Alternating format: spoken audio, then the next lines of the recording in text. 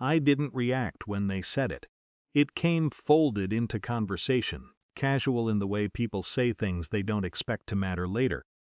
My son was talking about work, my daughter interrupting about flights, someone laughing about retirement homes they'd seen online, and then, somewhere between all of that, the sentence landed. "You'll be on your own when you're old, Mom. We've got our lives." No one paused. Not even me. At the time, I told myself it wasn't cruel, just honest, maybe even practical. I nodded the way you do when something doesn't quite settle but you don't want to make it heavier than it already is. That night, though, it stayed, not loud, not sharp, just present. I tried to reframe it. They didn't mean it like that. They were stressed. Everyone says things.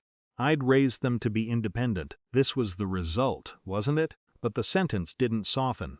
It just repeated itself, exactly as it was. "You'll be on your own." A week later, I found myself going through old folders.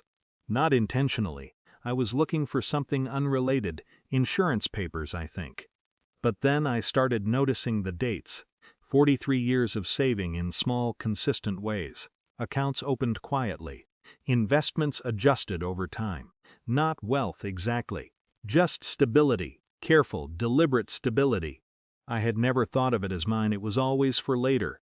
For emergencies. For them, if they needed it. For whatever family meant in the future. I remember sitting there with the papers spread out, realizing I didn't actually know what later meant anymore. The call to my attorney wasn't emotional. If anything, it felt administrative. We went over everything line by line, nothing dramatic, no speeches, no explanations about feelings or family dynamics, just language. There was one sentence buried in the middle of the document that determined everything. I changed it, not the structure, not the tone, just the direction of where things would go and under what conditions. It took less than 20 minutes. When I left the office, the day looked exactly the same. Traffic, noise, people moving through their routines. Nothing had shifted visibly, and for a while, nothing did. 6 months passed without any mention of it. Family calls continued, though they were shorter. Visits happened, though less often. I didn't bring anything up. There didn't seem to be a reason to. Then my phone started ringing. I didn't pick up the first time. Or the second. By the fourth, I listened to the voicemail. "Mom, there has to be some mistake. You wouldn't do this without telling us." The next one came minutes later. Then another. By the end of the day, there were 12. By the third day, there were 87. I didn't listen to all of them at once. I spaced them out almost unintentionally. Some were urgent. Some sounded rehearsed. A few were softer, like she was trying a different approach. But none of them asked what I needed. None of them circled back to that original sentence. They all assumed something had gone wrong, that I had made a mistake. I didn't call her back. Instead, I scheduled another appointment with my attorney.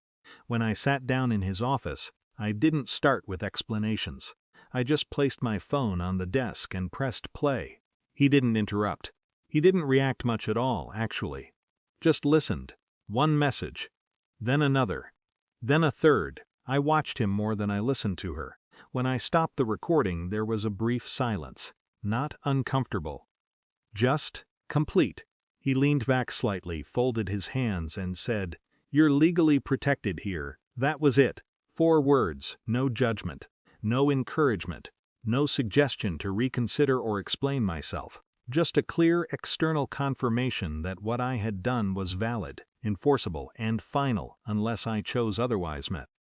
Something settled in me at that moment. Not satisfaction, not relief, just clarity. After that, the messages kept coming, but they changed in tone. Less urgency, more persuasion. Then eventually, something closer to apology, but still framed around the outcome, not the cause. I didn't respond right away. When I finally did, it wasn't to explain the will. It wasn't to revisit what had been said months earlier. I just asked how she was doing. The conversation that followed felt uneven, like we were standing on different versions of the same ground. She spoke carefully, as if trying to find the right combination of words to undo something she couldn't quite define. I listened, but I didn't fill in the gaps for her anymore. That part felt new. We still talk now.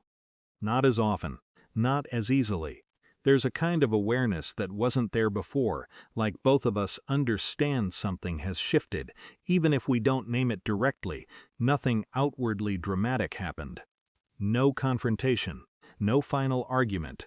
Just a quiet adjustment that changed the shape of things going forward. I still have the will. It's still written the way I left it that day. And for the first time in a long time, later feels like something I recognize again.